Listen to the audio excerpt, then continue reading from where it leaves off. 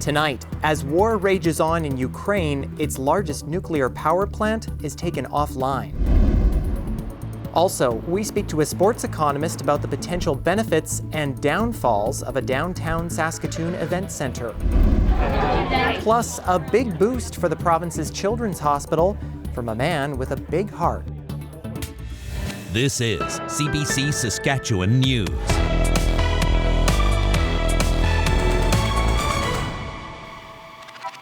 It is Thursday, August 25th, and the CBC Saskatchewan News starts right now. Thanks for joining us. Sam is away tonight. The war in Ukraine has knocked the largest nuclear power plant in Europe offline. It's the first time ever that the plant has been disconnected from the power grid. Nearby fires caused by fighting were interfering with power lines, so the plant was taken offline. The area around the plant in southeastern Ukraine has been hit by shelling, and the complex itself has suffered damage. It's under Russian control, but it's being operated by Ukrainian personnel. Ukrainian officials also say as many as 25 people were killed in an Independence Day attack yesterday. They say a train station about 130 kilometers northeast of that power plant was hit. At the same time, Russian President Vladimir Putin has ordered an increase in the size of his military. He wants to add about 140,000 more personnel, increasing the ranks to more than 2 million. The Kremlin announced the decree in a release. The move appears to be an effort to replenish forces that have sustained heavy losses in the war with Ukraine. It's not known how that increase will be achieved. Saskatchewan's minister responsible for water security says he is pleased Ottawa will follow provincial trespassing laws. Jeremy Cockrell sent a letter to his federal counterpart on Sunday accusing federal scientists of trespassing to collect water samples. The feds say they're aware of one incident, but workers were not purposely on private land. The federal environment minister accused Cockrell of creating misinformation. Cockrell says the province is looking for more specifics. If it is routine, communicate with producers, what you're there for. We have producer groups that advocate for producers in all different sectors of our province. And my understanding is, we're willing to collaborate with the federal government where it's in the interest of Saskatchewan. Our producer groups, by and large, are willing to collaborate with the federal government. So again, I think this whole situation could have largely been avoided by some advanced communication from the federal government. The provincial government passed new trespassing laws in January. On Saturday, it amended the regulations to include workers from the federal government to fall under that legislation. The feds say they're pausing sample collection to review the rule changes. The official opposition is calling on the provincial government to use some resource revenue windfall to support what they call a crumbling healthcare system. Today, NDP leader Carla Beck and health critic Vicky Mowat gathered the media outside of a former doctor's office. Dr. Tommy Mitchell owned and operated the Pasqua South Medical Centre for 10 years. In March, she closed up, citing burnout as one of the reasons. Beck and Mowat are asking the government to consider investing in helpful solutions. This government should be looking at using these windfalls on initiatives like signing bonuses for healthcare professionals that are in underserved rural and northern regions, recruitment incentives for scarce healthcare positions currently impacting bed closures and disruptions like anesthesiologists, obstetricians, lab technicians, and nurses. This is immediate. It needs to be addressed now. And, we need the government to signal that they're willing to make some of these investments. We can't wait. Mowat also pointed to British Columbia, where $118 million of funding was announced for family doctors to support clinics and business costs. Earlier this week, Saskatchewan's Finance Minister Donna Harpower said there was no additional healthcare investment because resource revenue is too volatile.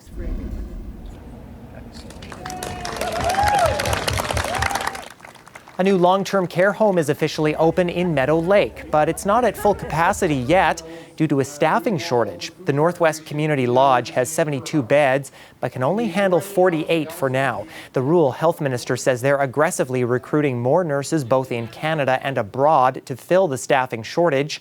As for the lodge itself, it boasts an innovative small home design. Residents live in neighborhoods and meals are cooked in a shared kitchen. The province pitched in $30 million for the project. The city and RM came up with $8 million, and a local fundraising committee worked for years to raise money for furniture and equipment. A farmer near Borden with a big heart has given a substantial gift to Saskatchewan's Children's Hospital. Jean Pidwerbeski has donated nearly $2 million to the Jim Pattison Children's Hospital Foundation. It was in cooperation with the Saskatoon Community Foundation. The money supports Harvest for Kids Health, a medical equipment program. Pidwerbeski's daughter says her father's empathy stems from a serious farming accident that put him in hospital last year. He knew why he was injured, and he understood, and he knew why he was in pain, and he knew why maybe you had to wait in the hospital for months. But a lot of children don't have that luxury, and they have to, get care as soon as they're born, or they don't necessarily understand why they're in pain. So he wanted to make sure that all children in Saskatchewan have an opportunity to get care right here in Saskatchewan. Technology is continually evolving. So are the equipment pieces needed at a children's hospital. So the money that will be used from this donation will go directly to support high technology, urgently needed equipment for the children at Jim Pattison Children's Hospital. One of Canada's best-known defense lawyers says she will be representing Dawn Walker in court. Walker is the Saskatoon woman accused of faking her and her son's deaths. Criminal defense lawyer Marie Hennen confirmed today she was retained by Walker. Hennen has successfully defended several high-profile cases and clients, including former CBC host Gian Gomeshi. Walker is facing charges of abduction and mischief. Police say Walker staged her disappearance in Saskatoon and then used a false ID to cross into the U.S. She and her 7-year-old were found in Oregon earlier this month. Walker was extradited back to Canada this week after being in U.S. custody. She's in RCMP custody now, awaiting her first Canadian court appearance. Well, if Bo Levi Mitchell can lose his starting job in Calgary, it shouldn't be that shocking that Cody Fajardo could face the same fate with the Riders if he doesn't produce in the coming games. It was a new experience for Fajardo last week. He was pulled by halftime in favor of backup Mason Fine. It's the way 2022 is going for him compared to the last full season in 2019, where Fajardo was a most outstanding player. This year, he's already been sacked just as many times, and he's thrown more interceptions in just 9 games played. He says he continues to deal with confidence issues, something his offensive coordinator understands. Having been a quarterback and been in his shoes, you know what it's like when it's going well, and you know what it's like when it's not going well. So it's just the relationship we built over 2 years. You just keep it strong. You keep, not to say talking them off the cliff or anything, you're just going through scenarios, going through things, trying to think about the process rather than the outcomes of everything that we're going through right now and what he's going through. So, he's won a lot of games as a starter. He's a great quarterback. Everybody goes through this stuff. If you play long enough, you're going to get benched. So you just got to be mindful of that and just keep working. Fajardo and the Riders will play the second of back-to-back games with the Lions tomorrow night in Vancouver at 8:30. Stay with us. We're back with more after the break.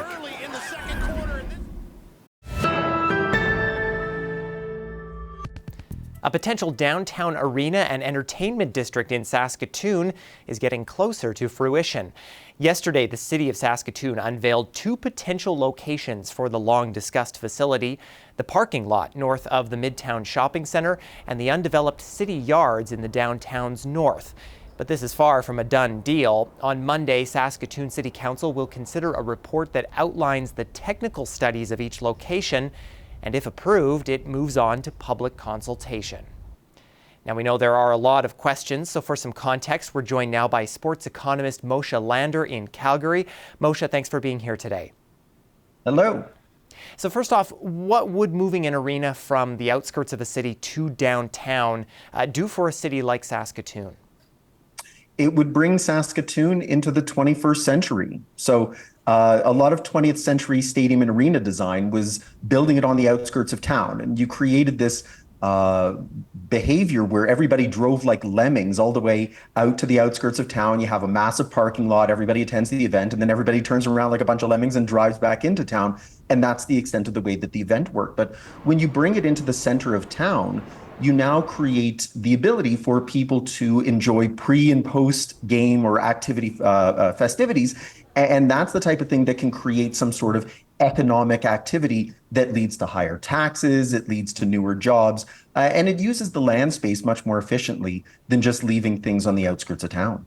Now, are there any drawbacks to moving a massive building into a space that's already busy like downtown Saskatoon? The drawbacks, of course, are that you could start creating traffic issues, right? So on days when there's a game or an activity, these are the types of things then where you could create some sort of snafu. But as part of the design, you would assume that there'd be some way to make sure that traffic is streamlined and get people in and out.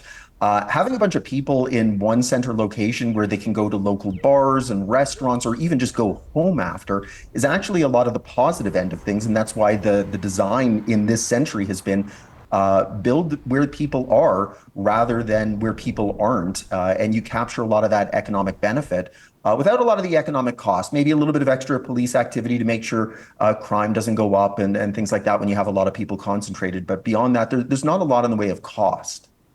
And have there been any successes that you've seen in the way of this, or maybe some cities that have missed the mark on this?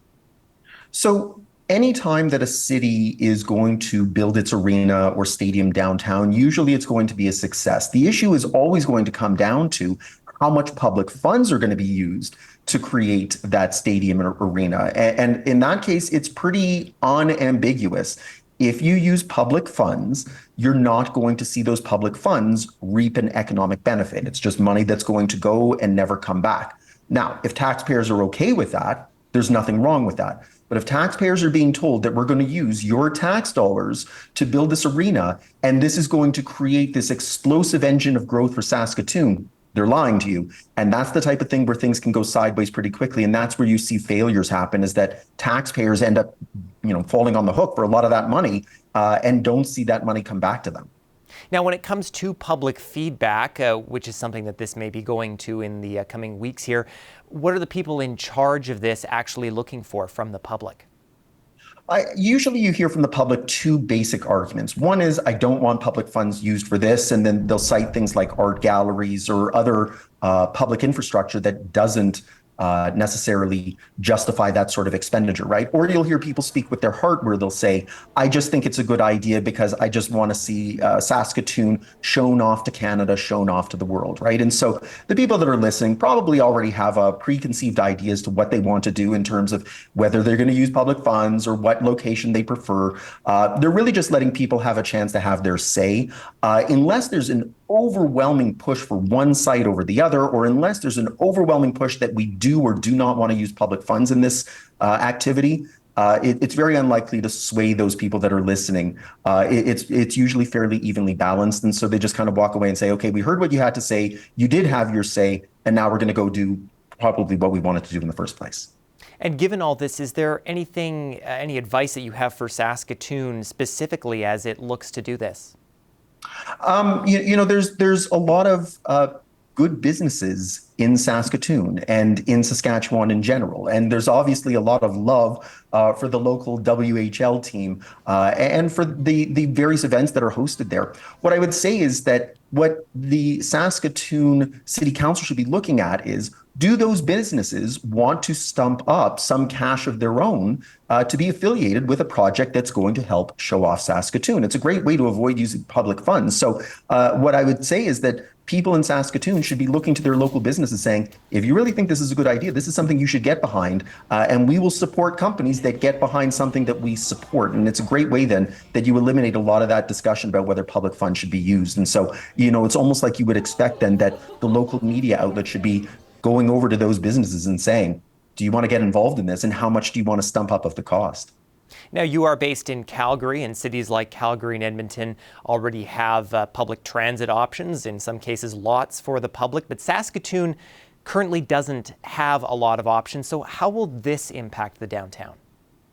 Well, the other difference, I guess we should point out too, is that Calgary and Edmonton are also building 20,000 seat facilities and have NHL teams that are playing there, in addition to WHL teams and various other levels of events that are going on, right? So it's not quite like to compare it to Calgary and Edmonton. And I think that would be a mistake to do. When you're talking about a much smaller arena, and a much smaller number of events that are going to take place there, the fact that there's not a lot of public transportation is not necessarily going to be a game breaker, and it's not going to be something that necessarily destroys one site over the other.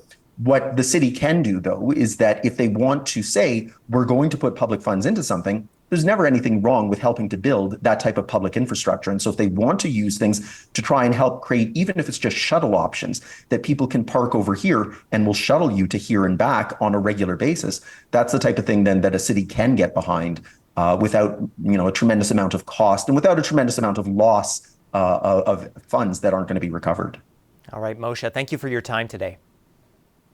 Anytime. Moshe Lander is an economist based out of Calgary. This weather update is brought to you by Capital Ford Lincoln, making back to busy easy.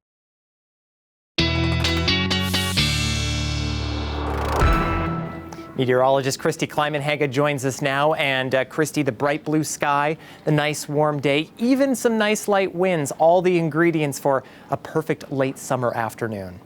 Yeah, very, very calm and pretty hot as well. We're seeing a very strong ridge of high pressure over Saskatchewan, which is just keeping everything really stable. Nothing really moving around out there, which is why we're getting such a stable day. Now, as for our temperatures, here's a look at what we're seeing. Temperatures up towards the high 20s this afternoon, feeling a little bit warmer than that when you factor in the humidity. Humidex really putting things closer to the 30s in many areas, including Saskatoon, and actually feeling more of that humidex value as you head north in the province. Now, as for our current winds, pretty calm for most of the region, starting to see a little bit of breezy conditions into parts of northeast Saskatchewan.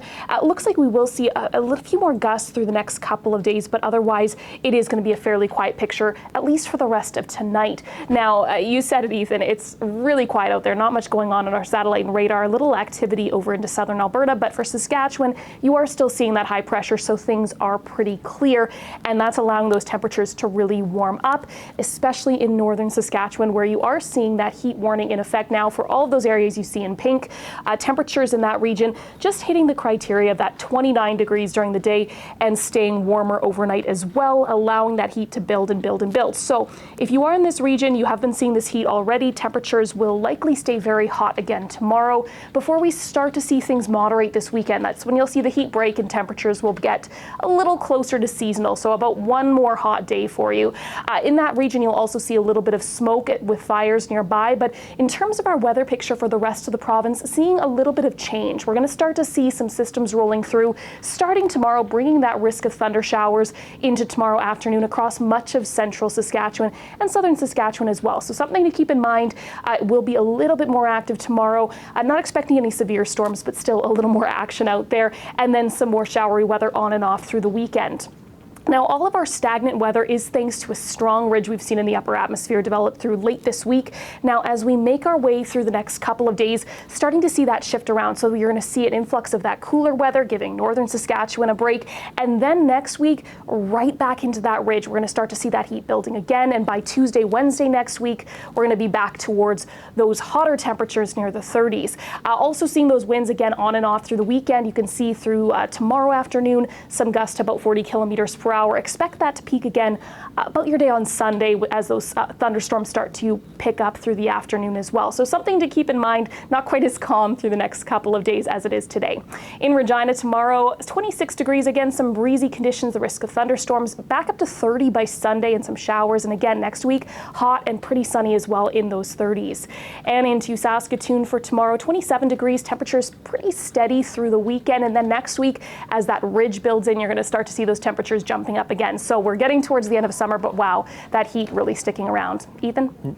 No kidding, and I think my air conditioner probably enjoying a little bit of action before the cooler weather rolls around. Thanks so much, Christy. You're welcome.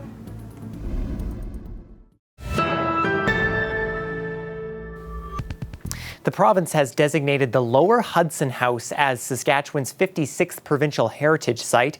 It's located just west of Prince Albert. It was an important trading centre for First Nations residents, but as Pertouche Dial reports, Indigenous leaders say the government did not properly consult. That's the connection there to the Twat family. Magnus Twat worked for the Hudson's Bay Company for 30 years until his death in Saskatchewan in 1801. He helped build the Lower Hudson House. His son, William, was a signatory of Treaty 6. And then I'm down here. This is my mother, Teresa. And there's my name there, David Paul. David Bodwerson recently discovered he's related to Magnus. He says no one in his family was consulted. I'm more perplexed than anything. I thought when they would have done this, they would have perhaps consulted the family or at least the Métis people around that area. Crotwell Métis local coordinator David Rondeau says the area is the birthplace of Métis people, but they weren't consulted either. He says he shared those concerns with those who nominated the site and the Heritage Branch more than a year ago. And I thought in lieu of me bringing this to their attention, that they would proceed in a manner that's in conjunction with truth and reconciliation. What has gone on now is anything but. Rondeau has worked on the site for years. On it, he says there are about 30 graves linked to the smallpox epidemic of 1780s. He and others are angry that a nearby newspaper released a map detailing its whereabouts. Smallpox graves, is it appropriate? A University of Saskatchewan archaeology professor says that can attract treasure seekers. And that's all anyone with, even a faint interest in history needs, to go out and think, oh, this is a great idea, I can take some of this and put it on my mantle, or maybe, sell it on eBay or whatever. And so Clark says people can be prosecuted under the Heritage Act, but so far no one has been in Saskatchewan. The president of the Association of Métis, Non and Stairos Indians of Saskatchewan agrees and is angry. Charlene Lavallee worries that the site will face the same fate as Batoche, which fell victim to foraging intruders. We keep saying nothing about us without us, and this is a prime example of, traditionally how it's been, and I thought we had arrived at a better place with the government. Lavallee and the chief of nearby Sturgeon Lake First Nation say it's a violation of treaty rights and of Section 11 of UN DRIP, which gives them the right to maintain and protect their archaeological and historic sites. The Ministry of Parks, Culture and Sport says no formal community consultation is required to designate a heritage property. But they say they did issue notices in local newspapers with opportunities for people to formally object. No one objected, so they went ahead with the designation. Pratyush Dayal, CBC News, Saskatoon. Well, a calm night ahead tonight before we start to get to a little more thunderstorm activity into the next couple of nights. In Regina tonight, it is going to be fairly clear. Temperatures about 16 degrees. As you make your way through the overnight period into tomorrow morning, starting to see a few clouds and some breezy conditions starting to build in. You'll likely see some gusts tomorrow at about 40 kilometers per hour, 17 degrees at 8 a.m. And into Saskatoon, 18 degrees at midnight, pretty clear overnight. Again, a little bit breezy on and off through the day tomorrow and even through the weekend as well. Into Saskatoon tomorrow morning, 19 degrees at 8 a.m. It looks like you are going to see some warm temperatures, though through the weekend, not too bad, but wow, into next week, it's going to be a hot one out there. Ethan? Indeed. Thanks so much, Christy. And before we leave you tonight, a long-standing Saskatchewan football tradition will have a big crowd this year. The annual Labor Day Classic at Mosaic Stadium has officially sold out. The Riders announced it today, along with the return of Rough Rider Fan Day the day before the game. September 4th will mark the 57th annual Labor Day meeting between the Riders and Bombers. And that's it for us tonight. For news anytime, you can head to our website or subscribe to the CBC Saskatchewan YouTube channel. Glenn, Reed, and Christy will be back with more local news tonight at 11. Thanks for watching and have a great night.